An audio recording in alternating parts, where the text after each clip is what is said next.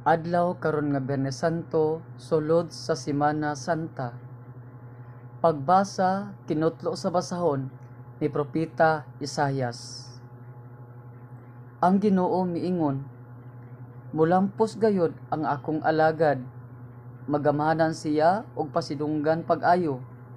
Daghan ang mahibulong kaniya, kay nadaot man pag-ayo ang iyang panagway, ug dili na kini hitsurag tawo. Mahibulong usab kaniya ang daghang mga nasod, ug maamang ang mga hari sa iyang atubangan.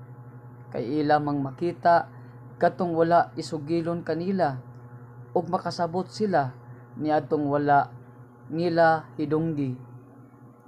Ang mga tawo mitubag, kinsay makatuo sa amo karong gisangyaw? Kinsay makatuo nga buhat kini sa Ginoo? Kay kabubuton sa Ginoo nga ang iyang alagad mutubo daw tanom diya sa ugang yuta. Wala siya kaambong nga makadani kanato, ug dili siya gwapo nga mabihag kita kaniya. Gitamay nato siya ug gisalikway. Nakasinati siya mga kagulanan ug mga pag-antos. Wala gani mo tan-aw kaniya. Wala nato siya tagda o gipakawalay bili lamang.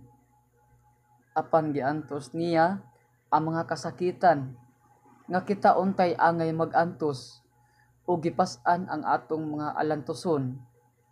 Apan giisip ta nga ang iyang pag-antos silot kaniya sa Dios. Gisamaran siya tungod sa atong mga sala.